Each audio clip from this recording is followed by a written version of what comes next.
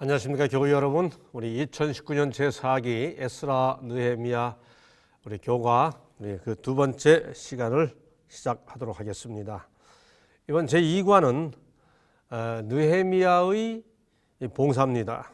우리 느헤미야가 들은 나쁜 소식, 기도, 간청, 또 느헤미야의 파송, 그리고 그가 자기에게 맡겨진 일을 감당하기 위해 어떤 준비를 했는지 등등을 살펴보는 시간이 되겠습니다. 이 에스라 느헤미야는 우리 지난주에 공부한 것처럼 구약의 마지막 시대에 해당되는 내용입니다. 사실 페르시아 시대를 넘어 헬라 시대, 이름하여 구약과 신약 중간기 시대는 그 성경, 우리 구약 정경 본문에는 더 이상 없죠. 이 에스라, 에스더, 느헤미야, 이 느헤미야 이 시대가 구약 기록상 구약이 끝나는 마지막 시대입니다.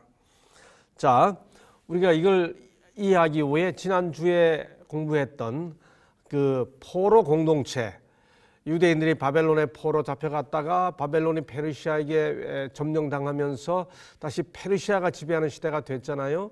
그래서 페르시아 시대가 되면서 소위 성경에 바사라고 그러지 않습니까? 그 바사 시대가 시작이 되면서 고레스 대왕으로부터 시작된 세 차례에 걸친 그 귀환 역사, 바로 그걸 기록하고 있는 것이 에스라 느헤미야인데 그 내용을 다시 한번 정리해 보겠습니다. 자, 예레미야가 예언한 대로 70년이 찼습니다. 바벨론 초대왕 고레스 시대가 된 거죠. 고레스 원년입니다. 이게 에스라 1장부터 6장에 걸친 내용이죠. 그때 제1차 포로 귀환 명령이 고레스에 의해 이루어지죠.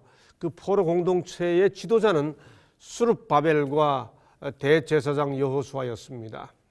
이런 일들이 있었던 것은 우리가 다니엘이 70년이 찼다고 하는 사실을 깨닫고 기도하기 시작하죠. 그렇게 해서 귀환 계기가 이루어지면서 그때 대략 한 5만 명 가까운 포로들이 귀환을 하죠. 귀환해서 그들이 한 일은 성전을 재건하는 일이었습니다. 고레스 왕 때 돌아가서 감비세스와 가짜 스메르데스가 있는데 그 시대를 잠깐 넘어서 다리오 시대 때 드디어 성전 재건이 완성이 이루어지죠. 다리오 시대가 지나면서 그 다음에 무슨 왕이 있었죠? 기억나시나요? 에스더의 사건이 발생됐던 그 불임절 사건이 발생됐던 그 시대의 왕, 성경에서 누구라고 그러죠? 아하수에로. 여기 보면 이제 제1차 포로 공동체 지도자는 수룹바벨과 여호수아, 제2차가 이제 에스라죠. 에스라가 지도자로 등장해서 아닥사스다 1세 7년입니다. 그때 신앙 공동체를 성전 중심으로 재형성하면서 본격적인 율법 교육이 이루어집니다. 그러고 오늘 공부할 내용이 바로 이것입니다. 아닥사스다 제20년 때 이제 느헤미야가 등장하죠. 성전은 재건됐고 성전 교육 공동체도 형성이 됐는데 아닥사스다 20년에 이르면서 느헤미야가 이 예루살렘 성전은 재건됐는데 예루살렘 성벽이 반대에 의해 회파됐다고 하는 소식을 듣고 아주 깊은 시름에 잠기게 되고 마침내 그가 돌아가서 그 예루살렘 성벽을 중건하면서 그 공동체 질서를 확립하는 내용입니다. 이 소식을 듣고 느헤미야가 금식 기도를 하지요. 이제 그 내용들을 오늘 살펴보게 됩니다. 자, 조금 전에 제가 바로 이런 사건들이 진행되는 그 시대적 배경을 알기 위해서는 바벨론의 포로로 잡혀갔다가 바벨론이 페르시아에게 넘어가면서 페르시아 왕들이 다스리는 때에 수룹바벨, 에스라, 느헤미야가 등장하여 포로 공동체를 이끌고 돌아가서 예루살렘에서 어떤 그 성전을 재건하고 제사를 회복하고 율법을 가르치고 하는 일들이 일어나기 때문에 그때 그 일이 발생되는 때의 페르시아 왕들이 누구인지 다시 한번 좀 확인할 필요가 있겠죠. 우리가 지난 시간에 우리가 공부했습니다. 페르시아 시대의 왕들은 고레스입니다. 성경에 고레스라고 나오죠. 역사에서 키루스. 그리고 성경에 언급되지 않습니다만 고레스와 다리오 사이에 캄비세스와 스메르디스, 가짜 스메르디스라고 그러는데요. 아주 짧은 기간 통치했습니다. 그 다음에 성경에 고레스, 다리오, 아하수에로, 아닥사스다. 이 이름들은 성경에 다 언급되는 이름들이지요. 그래서 이 순서를 좀 잘 기억하셔야 된다고 지난주에 강조해 말씀드렸습니다. 자, 이 시대 이 고레스로부터 시작돼서 캄비세스, 스메르디스, 가짜 스메르디스, 다리오, 아하수에로, 아닥사스다, 이 바사 왕들, 우리 교인들 익숙지 않은 고대 이방 나라 왕들의 이름 암기하는 거 쉽지 않으시죠? 그러나 성경에 언급되는 왕들의 이름이니까 기억하셔야 되겠죠. 고레스, 누구요? 다리오, 아하수에로, 아닥사스다. 자, 이 왕들이 통치하던 때 발생됐던 역사적 사건들을 도표로 좀 이해해 보죠. 자, 그 전에 다시 한번 정리하면, 자, 에스라 1장부터 6장의 1차 귀환해서 성전을 재건합니다. 지도자는 스룹바벨이었고 대략 4만 한 5만 명 정도가 귀환하죠. 이 사건 후에 에스더 사건이 발생됩니다. 그리고 이제 2차 귀환이 있죠. 백성들을 개혁시키기 위한 것입니다.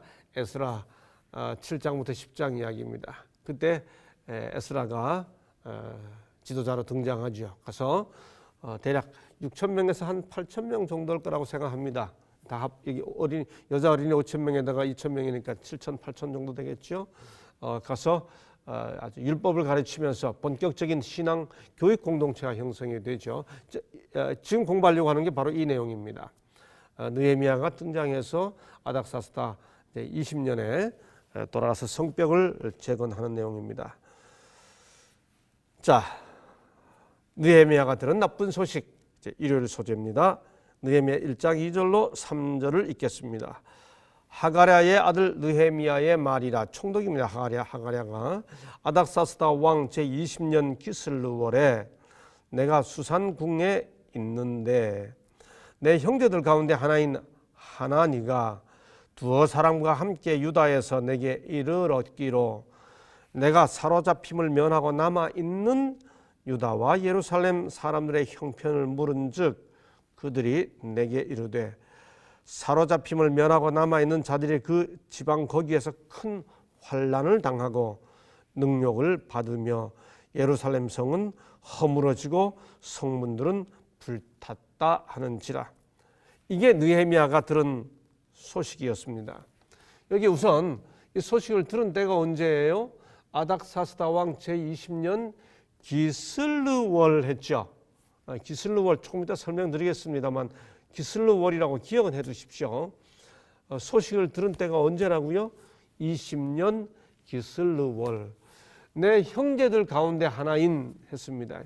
이 형제들이란 말이 유대 자기 친족들 혹은 유대 민족을 가리킬 수도 있습니다만 뒤에 가보면 친형제, 친동생이었을 가능성이 더 높습니다. 하난이라고 하는 사람으로부터 이 당시 예루살렘의 형편이 아주 곤고하게 됐다는 소식을 듣게 됩니다. 자, 이 하나니와의 대화입니다. 형제로부터 이야기를 듣죠. 소식을 듣죠. 이건 제1차 2차 에스라에 의한 아닥사스다 왕 제7년에 있었던 그 귀환 후에 있었던 일이니까 에스라가 귀환한 것이 아닥사스다 7년이거든요. 지금이 아닥사스다 몇 년인가요? 20년이죠. 2차 귀환이 아닥사스다 7년이거든요. 1차 귀환은 고레스 원년이었고 아닥사스다 7년에 있었으니까 첫 귀환한 이후에 대략 13년이 지난 소식이죠. 예루살렘의 상황이 심각합니다. 왜 심각해졌나요? 그 심각해진 상황에 대한 배경 이야기가 에스라 4장에 나옵니다. 지난 시간 공부하셨던 거 기억나시나요? 4장 다음에 5장 이렇게 기록되어 있지만 그게 연대기적 순서는 아니라고 하는 말씀 드렸죠. 아닥사스다 시대니까 아하수에로 다음 다리오 아하수에로 다음 아닥사스다잖아요. 아닥사스다 7년 지나고 20년 상황이니까 그 아닥사스다 시대에 있었던 이야기를 기록하고 있는 에스라 4장은 그 뭡니까? 에스라 귀환 뒤에 있었던 일이겠죠. 자, 여기 보면 여러 주변 사람들이 그 에스라가 귀환해서 하려고 하는 일들에 대해서 방해하는 공작을 시작합니다. 그래서 거기 보면 아닥사스다 왕이 건축을 중도에 중단시키죠. 더 나아가 에스라 4장 23절에 보면 이 주변의 반대 세력들이 와가지고 예루살렘 성곽을 파괴합니다. 이게 방해하죠. 성전은 고레스 캄비세스 시대를 지나 가짜 스메로디스 지나 다리오 시대 때 성전은 중건됐어요. 그다음에 아하수에로 시대를 지나서 아닥사스다 시대가 왔는데 에스라가 귀환했습니다마는 주변 나라들이 야 이거 큰일 났다. 이 이스라엘이 다시 견고하게 예루살렘을 구축하면 우리가 위험하다. 이렇게 해서 방해를 하기 시작하면서 건축이 중단되고 뭐 예루살렘이 황폐화되어 있는 상태가 되니까 당연히 성전에서 봉사할 사람도 거주할 수가 없는 상황이 됐죠. 백성들은 의욕이 상실됐고요. 도성은 아무런 방비책 없이 황폐한 채 방임되는 그런 상황이 조성됐다고 하는 소식을 느헤미야가 들은 겁니다. 자, 아까 말씀드린 대로 바로 이런 시대를 알기 위해서 우리는 그 시대의 왕들의 그 배경을 아까 우리가 살펴본 대로 다시 한번 좀 잘 기억해 주시기를 바랍니다. 자, 이걸 좀 더 잘 정리해 봤습니다. 이게 우리 본교회 성경 주석 이 에스라 느헤미야에서 따온 도표입니다. 우리 교우님들 조금 복잡하겠지만 자 보세요. 고레스, 캄비세스, 가짜 스메로디스, 다리오. 그 다음에 아하수에로 아닥사스다 이렇게 되죠. 자 이렇게 당시 바사 왕들을 연대기적으로 정리해 놓고 이 왕들이 다스릴 때 있었던 역사적 사건들을 이렇게 정리를 해 둔 것입니다. 여기 보시면 이제 고레스 시대 때 고레스 시대가 시작되면서 바벨론이 멸망하지요. 그렇죠? 이때 고레스가 제1차 조소를 내립니다. 스룹바벨의 지도 아래 제1차 포로 귀환이 이루어지죠. 캄비세스를 지납니다. 그 다음에 가짜 스메르디스 약 6개월 동안 통치하는 가짜 스메르디스 시대를 지나서 다리오 통치가 시작이 됩니다. 그렇죠? 이때 성전 건축이 잠깐 중단되었다가 이때 학계와 스가랴의 지도 아래 성전 건축이 재건됩니다. 학계 나오죠? 우리 학계 읽어보면 판벽한 집에 거하거니와 성전이 이렇게 돼서 이 다리오 어디입니까? 이 다리오 시대 때 요때 성전이 완공되고 성전이 완공되는 이유가 뭡니까? 그때 고레스가 내렸던 그 성전 재건 조서를 다리오가 확인해 가지고 그것이 다시 시행되도록 해줬기 때문에 완공이 됐죠. 다리오 시대 때 완공됩니다. 다리오 시대 때 쭉 이루어집니다. 이 역사적 사건들입니다. 그 다음에 하나 재미있는 것은 이게 페르시아 시대예요. 페르시아 시대 때 다리오가 통치하는 시대인데 이때 헬라의 마라톤에서 패전함. 이게 무슨 말입니까? 이때 이제 헬라가 세력이 강해지기 시작하지요. 그래서 페르시아와 헬라 사이에 역사적 전쟁이 있지 않습니까? 그 전쟁이 490년에 있는데 이때 마라톤 전쟁이 여기서 시작이 되고 이 마라톤에서 이겼던 이 헬라의 그 폴리스 뭡니까 이 도시에 그걸 알리는 한 병사가 몇 킬로요? 42.195를 달려서 승리했다고 알리고는 숨진 사건에서부터 이 마라톤이 시작되지 않습니까? 그 사건이 다리오 시대 때 이렇게 있습니다. 그러다가 이제 이 아하수에로 시대가 시작이 되면서 이 왕후 와스티가 거절당하는 사건, 그 후에 이제 아하수에로 시대가 시작이 됩니다. 쭉 유대인을 파멸하려는 하몬에 의한 그 시도가 있죠. 그다음에 아닥사스다 시대가 시작이 됩니다. 그래서 아닥사스다 시대 때 아닥사스다 7년에 에스라의 지도 아래 이제 포로 귀환하지요. 2차 포로 귀환합니다. 그다음에 여기 보니까 아닥사스다 20년이 되겠죠. 이게 방해하죠. 성벽 재건을 방해하고 또 느헤미야가 총독으로 임명돼 가지고 쭉 봉사하는 내용들이 이어집니다. 느헤미야는 임명되고 또 2차로 임명돼요.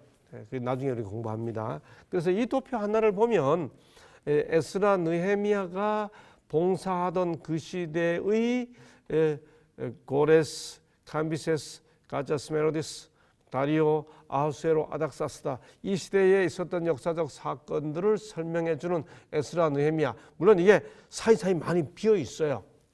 뭐 둥둥 이렇게 비어 있는데 여하튼 그 시대의 연대기적 사건들을 이 도표를 보면 아주 이해하기가 쉬우실 겁니다. 느헤미야가 형제 하나니로부터 아닥사스다 제 20년 그 시절에 돌아가서 예루살렘을 중건하고 예루살렘을 회복하고 예루살렘을 다시 재건하는 그 소식을 기대하고 있는데 주변의 방해로 이게 황폐화된 상태로 남아 있다는 소식을 듣고 이제 느헤미야가 보이는 반응을 오늘 공부하게 됩니다. 월요일 소재 4절입니다. 내가 앉아서 울고 수일 동안 슬퍼하며 하늘의 하나님 앞에 금식하며 기도하여 이르되. 느헤미야가 이 나쁜 소식, 굿 뉴스가 아니고 배드 뉴스, 이 나쁜 소식을 듣고 보인 첫 번째 반응은 자기 민족 동포. 저희가 어릴 때는 조국이라는 단어를 참 많이 썼습니다.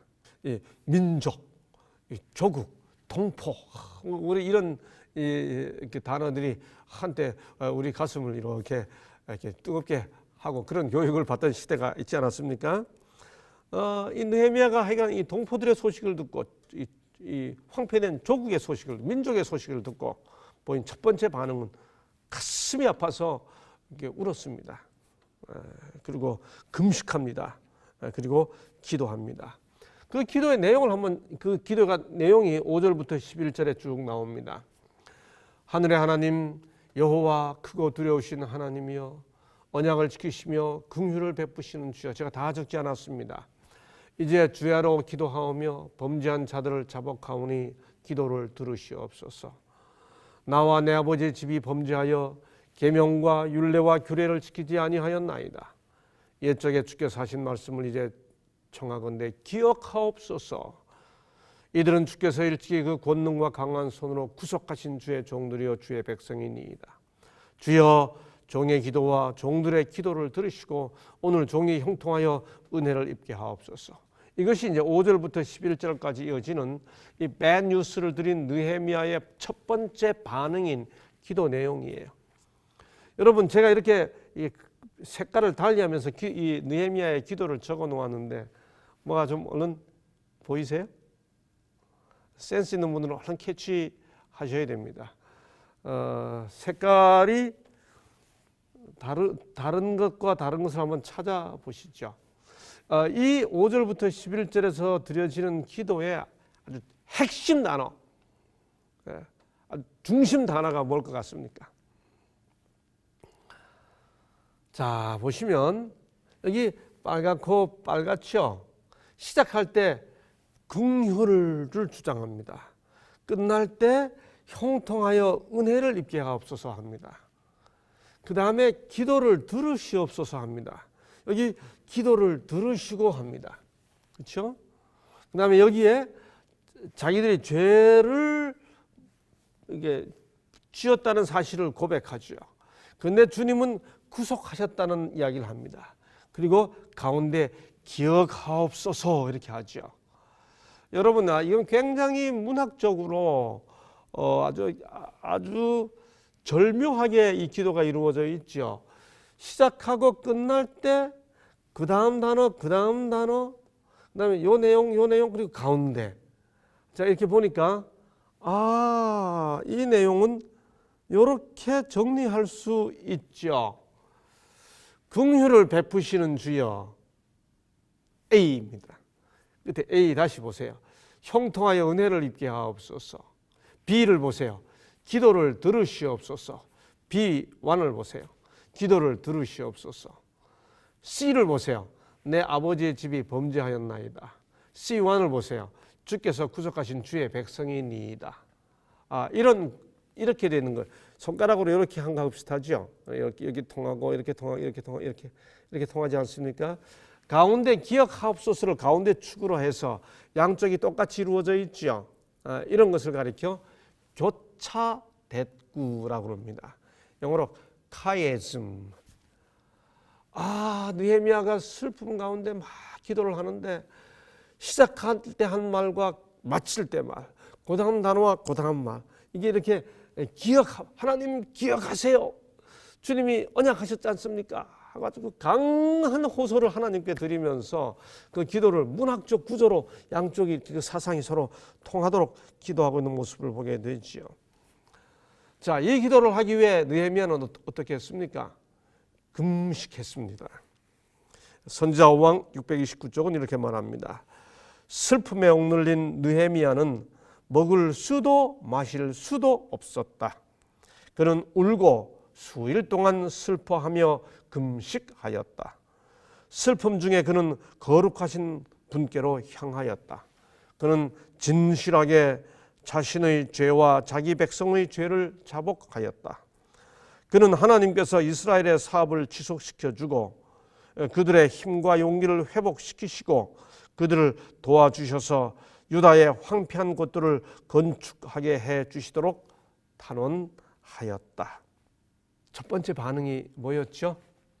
슬픈 소식을 들은 이 지도자의 첫 번째 반응이 기도인데, 그냥 기도가 아니고 무슨 기도였어요? 금식 기도였습니다.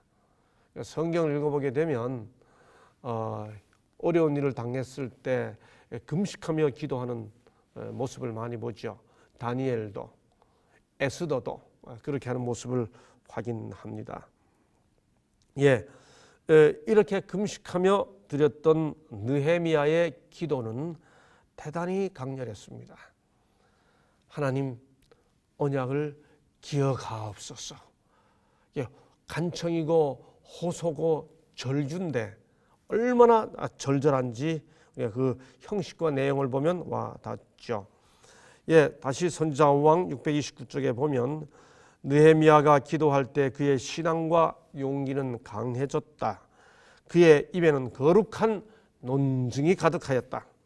그는 당신께 돌아간 당신의 백성들이 만일 나약과 압박 중에 버려진다면 하나님께 욕을 돌리는 일이 되리라는 것을 지적했다.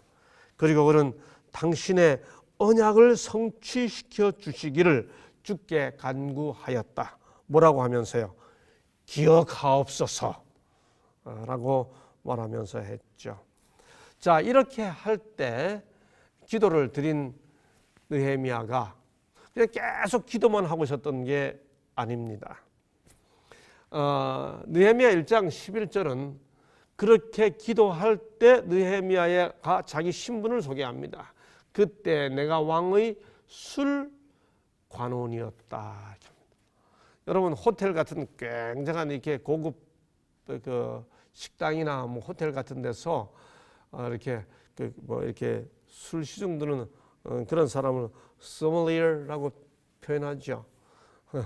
느헤미야가 지금 뭐 그런 사람입니까? 그런데 고대는 이게 좀 더 다른 개념이지요.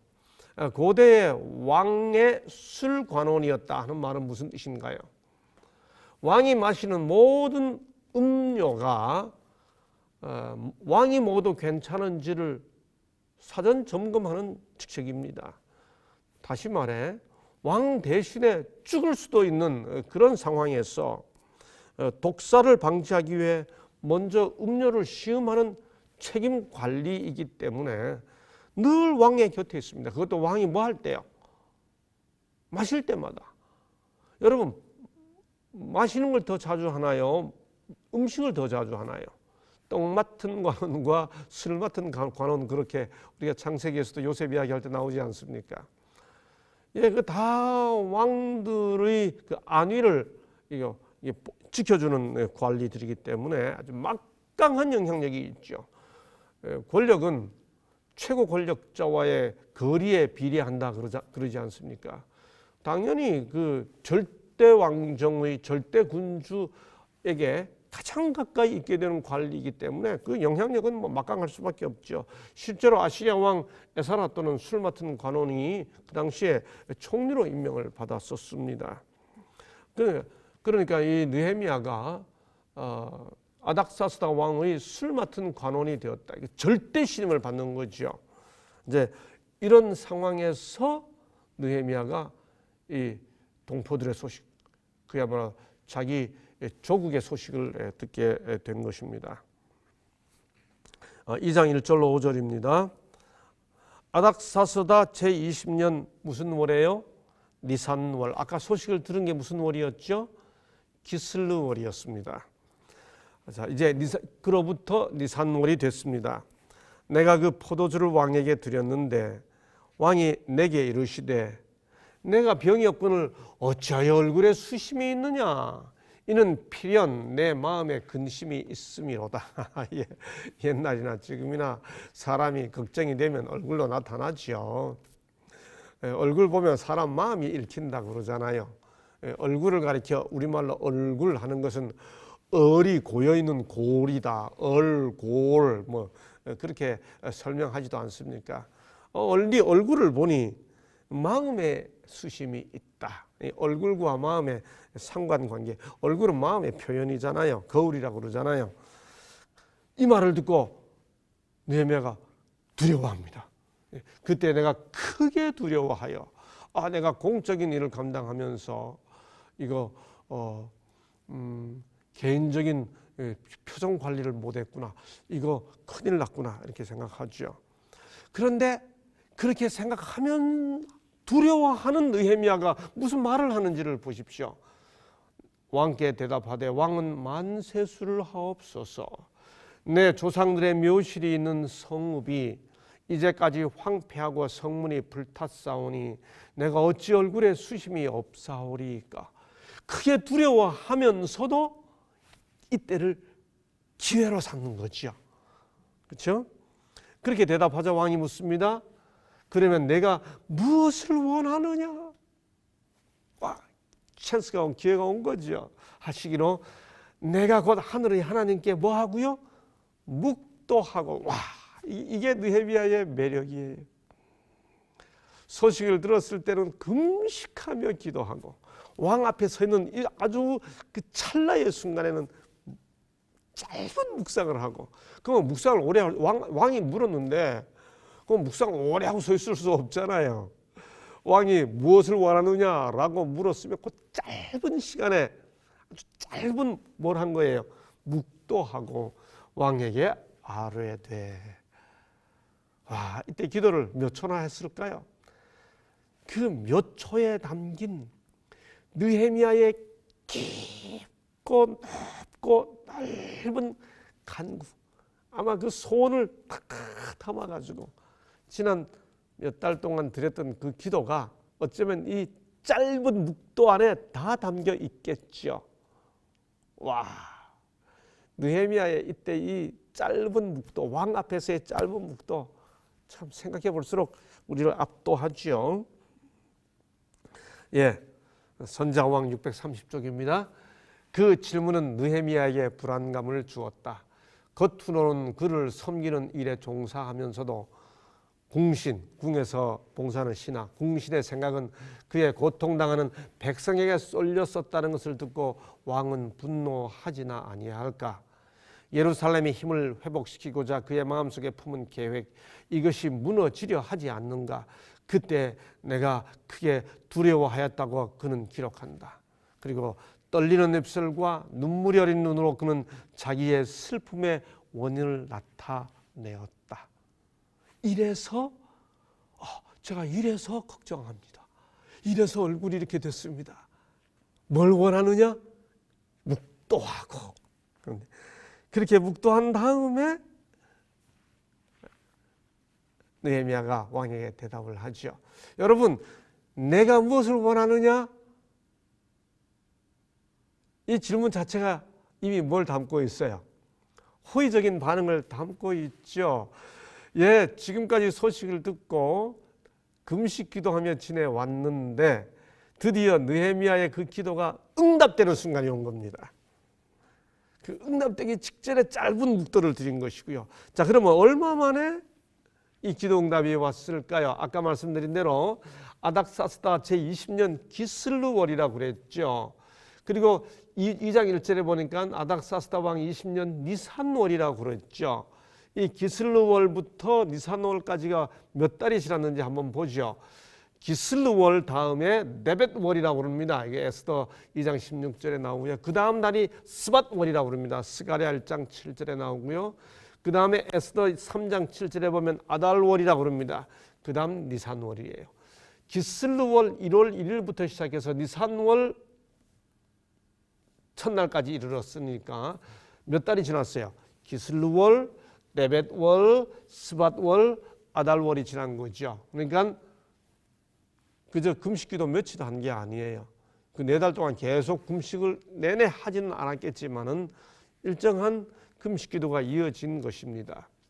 그렇게 느헤미야가 간절하게 기도하기를 몇 개월, 4개월 동안 기도한 것입니다.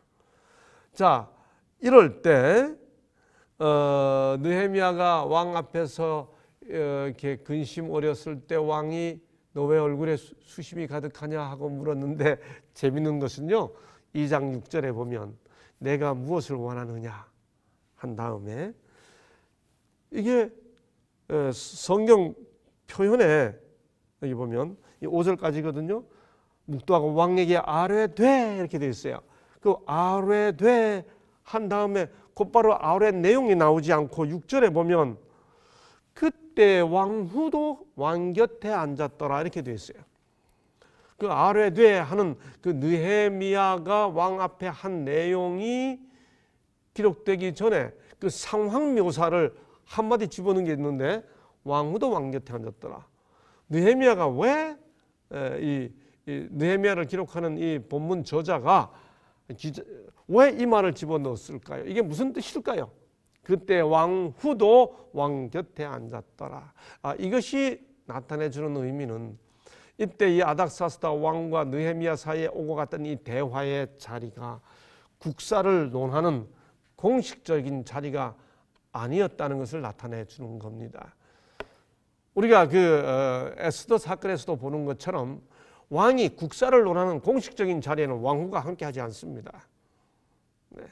그런데 거기 왕후도 왕 곁에 앉았더라 하는 말은 좀 공식적인 자리, 국사를 이렇게 다루는 공식적인 자리가 아니었음을 나타내 주는 거죠. 오히려 왕의 개인적인 어떤 공간이었을 가능, 왕의 개인적인 삶이 이어지는 그런 순간이었을 수 있는 거지요. 어쩌면 좀 더 친밀한 사람들, 왕후도, 왕과 왕후도, 그들이 아주 개인적인 그런 어떤 그 일을 다루는 공간이었는지 모르겠습니다. 그래서 그가 한다음에 이렇게 말합니다. 왕이 만일 좋게 여기시고 종이 왕의 목전에서 은혜를 입었사오면 나를 유다 땅 나의 조상들의 묘실에 있는 성읍에 보내어. 여러분, 이게 무슨 말입니까? 느헤미야는 지금까지 예루살렘의 성벽이 황폐화되어 있고 예루살렘 성이 이렇게 방치되어 있다는 소식을 듣고 금식하며 기도했는데 왕이 딱 묻는 순간에 뭐라고 대답하죠? 예루살렘이 회복될 수 있도록 도와주세요 이렇게 하지 않고 나를 보내기를 좋게 여기시기로, 그 순간 그 예루살렘 황폐해진 예루살렘을 회복시키는 일에 자기가 하겠다고 나서는 순간이지요. 와, 느헤미야는 기도만 한 게 아니고 내가 뭘 해야 할지를 간구하고 있었음에 틀림없는 겁니다. 나를 보내기를 좋게 여기시기로. 예, 왕 아주 측근 중에 측근이잖아요. 왕의 음료를 담당한 관리이기 때문에. 그런데 가겠다고 이야기하는 거죠. 내가 기한을 정하고 내가 또 왕에게 이르되 왕이 만일 여기시기로 내가 기한을 정하고 내가 또 왕에게 아뢰되 왕이 만일 좋게 여기시기든 그걸로 끝나지 않아요. 또 부탁합니다. 강 서쪽 총독들에게 방해하는 사람들이죠. 내리시는 조서를 내게 주사. 아예 부탁하는 김에 왕의 하나님께서 기회를 주셨다고 생각하고 묵도한 다음에 느헤미야는 아예 부탁할 왕에게 요청할 내용을 다 얘기하는 거예요. 나를 보내주십시오. 그 다음에 방해하는 사람들에게 우리를 용납해 하고 통과하게까지 해달라는 조서를 내려주십시오. 그 다음에 또 왕의 삼림 감독 아삽에게 조서를 내리사 그가 성전에 속한 영문의 문과 성곽과 내가 들어갈 집을 위하여 들보로 쓸 제목을 내게 주게 하옵소서. 아예 집 짓는 제목까지 주게 해달라고 하십시오. 하매 세 가지입니다. 나를 가게 해주십시오. 그 다음에 그 강 서쪽 총독들에게 조서 내주십시오. 그 다음에 삼림 감독에게 조서 내려주셔서 제목을 주게 해주십시오. 와, 크게 두려워했던 사람이 잠시 묵도하고 난 다음에 어떻게 됐어요? 요청할 것 다 요청하는 모습으로 바뀌었죠. 그렇게 했더니 하나님의 선한 손이 나를 도우심으로 왕이 허락하고, 이게 이 느헤미야의 기록의 묘미죠. 이에 왕이 허락하더라 이렇게 끝나지 않고 뭐라고 기록해요? 하나님의 선한 손이 나를 도우심으로 왕이 허락하고, 그 왕이 허락해 준 것마저도 하나님의 감동으로 이루어졌다고 하는 사실을 이 느헤미야는 기록하고 있는 거죠. 느헤미야 기자는 기록하고 있는 거죠. 군대 장관과 마병을 보내어 나와 함께 하시기로. 자, 이 부탁을 다 들어주었을 뿐만 아니라 조서를 내려주는 것, 이게 보내주고요.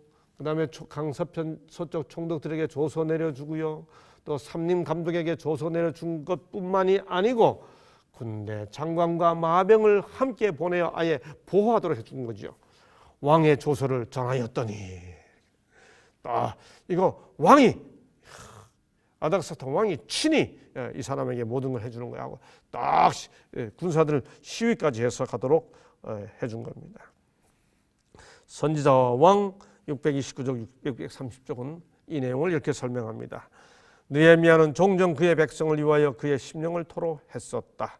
그러나 이제는 기도할 때 한 거룩한 목적이 그 마음 가운데 형성되었다. 그가 만일 왕의 허락을 받고 기구와 재료를 구하는 일에 필요한 도움을 얻을 수 있다면 자기가 직접 예루살렘 성벽을 재건하고 이스라엘의 국력을 회복하는 과업에 착수하기로 결심하였다. 처음에는 예루살렘을 위해 기도하는 것을 시작했는데 기도하다가 내가 해야 되겠다 하는 생각이 들었다는 거죠. 그리고 그는 이 계획이 수행될 수 있도록 왕의 목전에서 은총을 얻게 해달라고 여호와께 간구했다. 느헤미야는 오늘 종이 형통하여 이 사람 앞에서 은혜를 입게 하옵소서라고 하였다. 느헤미야는 넉 달 동안이나 왕에게 그의 요구를 제시할 좋은 기회를 기다렸다. 그렇게 넉 달 동안 기도하다가 드디어 기회가 왔기 때문에 그냥 갑자기 된 게 아니고요. 딱 순간이 왔을 때 두려웠지만 묵도하고 요청을 드릴 수 있었던 거죠. 아주 열렬히 노력했겠죠. 느헤미야는 주 앞에 울고 기도하고 나서 그의 의무를 다했다고 생각하지 아니했다. 기도했으니까 끝 아니에요. 그는 그가 종사하는 사업의 성공을 위하여 열렬하고 경건한 노력을 경주함으로 그의 탄원에 거룩한 노력을 결합시켰다. 주의 깊은 생각과 매우 신중한 계획들은 예루살렘 성벽의 재건 때처럼 오늘날도 성스러운 사업을 추진하는 데 필요하다. 주의 깊은 생각과 매우 신중한 계획들, 주님 도와주세요. 이 일을 위해 제가 할 수 있는 일이 있다면 하겠습니다. 이게 느헤미야의 기도하면서 얻은 변화된 심령이었던 거죠. 드디어 느헤미야가 아닥사스다 왕의 허락을 받고 파송됩니다.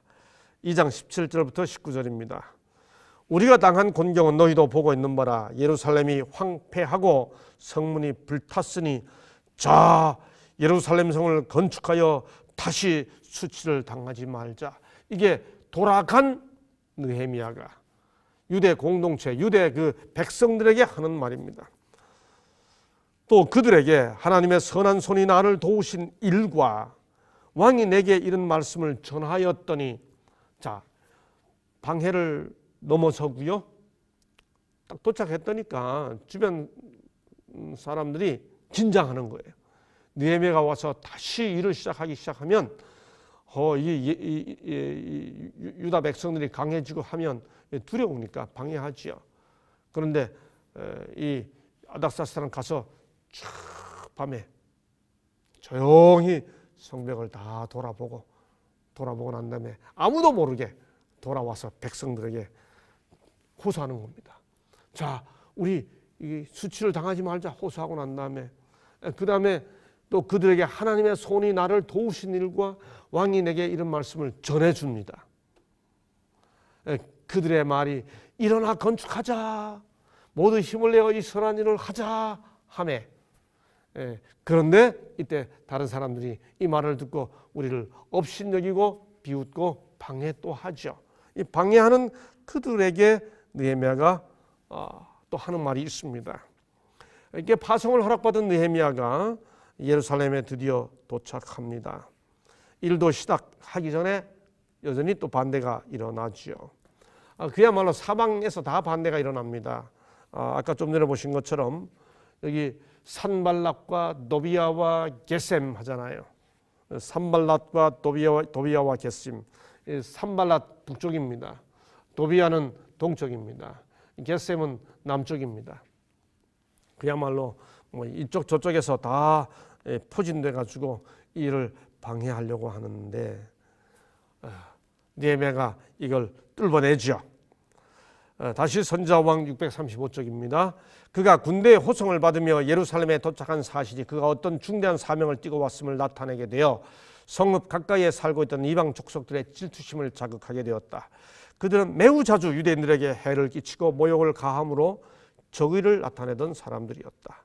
이 행악자들 중에 가장 으뜸이 되는 자들은 이 족속들의 주장인 호론 사람 산발락과 암몬 사람 도비야와 아라비아 사람 게셈이었다. 처음부터 이 지도자들은 느헤미야의 움직임을 비판적인 시선으로 보았고 그들의 힘이 미치는 모든 수단을 동원해서 그의 계획을 좌절시키고 그의 사업을 방해하기 위해 노력했다. 자, 어떻게 준비했는지를 찾아볼까요? 자, 2장 12절입니다. 도착한 다음에 사실은 순서상 이게 수요일이고 아까 좀 전에 읽었던 게 목요일 됐으면 순서가 매끄러워요. 그런데 이렇게 됐던 과정을 어떻게 준비했는지를 이 목요일 소재에서 좀 더 자세히 살펴보려고 하는 겁니다. 네, 하나님께서 예루살렘을 위해 무엇을 할 것인지 도착했어요. 해야지 이렇게 하지 않아요. 참 기가 막히죠. 이제 예루살렘을 위해 무엇을 할 것이다 라고 하지 않고 하나님께서 예루살렘을 위해 무엇을 할 것인지 내 마음에 주신 것을 하나님께서 하게 하신 일이라는 거예요. 아무에게도 말하지 아니하고 합니다. 굉장히 신중하죠. 하나님의 약속에 대한 지식과 부르심에 대한 확신이 가득하면서도요, 사람에게 말하지 않습니다. 신중하게 행동합니다. 아주 무엇을 먼저 해야 할지 심사숙고합니다. 확신이 있으면서도 일을 어떻게 할까? 이거 정말 필요한 덕목이에요. 알면서도 하나님의 뜻을 구하기 위해 기다리는 자세, 확인하는 자세. 과연 하나님께서는 사람들의 마음을 움직여서 어떻게 일하게 하실까? 좀 기다리는 모습 보세요. 자, 그 순서를 한번 읽어보겠습니다. 차례로 어떻게 확인해 갔나 보십시다. 내 하나님께서 예루살렘을 위해 무엇을 할 것인지 내 마음에 주신 것을 내가 아무에게도 말하지 아니하고 밤에 일어나 몇몇 사람과 함께 나갈세. 이런 일을 하거라 하고 마음에 이미 하나님께서 어떤 일을 느헤미야의 마음에 주셨어요. 그러나 그걸 사람에게 말하지 않고 몇몇 사람과 함께 나갑니다. 15절 쭉 돌아봅니다. 시내를 따라 올라가서 성벽을 살펴본 후에 돌아서 골짜기 문으로 돌아왔으나 쫙 돌아봤습니다. 아무에게도 말하지 않고 다 돌아다 본 겁니다. 18절 돌아와서 사람들을 만납니다. 그들에게 하나님의 선한 손이 나를 도우시니가 왕이 내게 이런 말씀을 그때 전합니다. 전하자, 하자, 선한 일을 하자 반응했잖아요. 그러자 아까 읽은 말씀대로 누구요? 도비야와 산발랏과 그 다음에 게셈이 이렇게 막 조롱을 하죠. 그러자 그들에게 한 말입니다. 하늘의 하나님이 우리를 형통하게 하시리니 그의 종들인 우리가 일어나 건축하려니와 오직 너희에게는 예루살렘에서 아무 기업도 없고 권리도 없고 기억되는 바도 없다. 자, 이 내용을 정리하면 이겁니다. 성벽 재건을 위한 느헤미야의 행동. 첫 번째, 하나님이 주시는 비전을, 계획을 먼저 말하지 않는 대단히 신중함을 보입니다. 이거 정말 필요한 덕목이죠. 두 번째, 면밀하게 관찰하고 계획을 수립합니다. 사람들은 뭔가 이야기하려고 그러면 곧바로 호기심이 가득 차서 왜 하고 묻기를 좋아하죠. 느헤미야는 거기에 흔들리지 아니하고 이렇게 가자 하고는 살펴보고는 와서 면밀하게 관찰하고 계획을 수립합니다. 그 다음에 하나님께서 자기에게 주신 비전과 계획과 해주신 일과 왕이 허락해준 내용을 그때 설명하면서 백성들을 설득합니다. 백성들이 합시다. 그러자 반대가 일어났습니다. 그 반대를 어떻게 하나요? 다 이겨냅니다. 절대로 그 반대에 흔들리지 않습니다. 성벽 재건을 위한 느헤미야의 행동, 이 4단계. 하나님께서 이미 확신을 주셨습니다만 그 확신을 밀고 나가는 이 과정에서 보여주는 이 모습, 계획을 누설하지 않는 신중함, 면밀하게 관찰하고 계획을 수립하는 모습, 백성들을 이제 하나님의 그 섭리와 하나님의 도우심과 이루어진 일들을 설명해 주면서 하는 아주 설득하는 그 영민한 리더십, 반대가 있을 때 그것을 뚫어내고 나아가는 용기, 이런 것들이 느헤미야의 아주 멋진 모습 있지요. 느헤미야는 이 일을 위해 헌신하기로 결심했습니다. 느헤미야의 온 영혼은 그가 착수한 사업 속에 있었다. 그의 소망, 그의 활동력, 그의 열성, 그의 결심은 전염되어 다른 사람들을 같은 고귀한 용기와 고상한 목적으로 고취시켰다. 각 사람은 차례로 느헤미야와 같은 사람이 되어 그 이웃의 마음과 손을 굳게 하도록 도와주었다. 한 사람 느헤미야의 영혼이 담긴 헌신이 주위에 전염되어 갔습니다. 대한민국이 점점 더 어려워지고 있죠. 인구 절벽은 감당하지 못할 상황이 되어가고 있습니다. 그에 따라 그저 우리 교회만의 상황이 아니라 우리나라의 국가가 그야말로 출산율 최저에 그 다음에 고령화 최고 속도 감당하지 못할 상황 속에서 교회의 미래도 점점 더 어두워지고 있죠.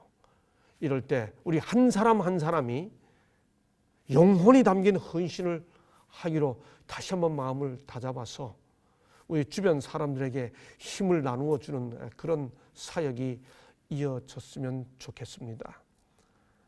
느헤미야의 감동, 헌신 정신, 교회를 위해서 뭔가를 해야 되겠다고 하는 그런 황폐한 예루살렘을 보면서 헌신했던 그 느헤미야의 헌신 정신이 이 공과를 공부하는 우리 모두에게도 다시금 전염되고 우리도 그런 정신으로 가득 차게 되기를 소망하면서 오늘은 여기까지 하겠습니다. 감사합니다.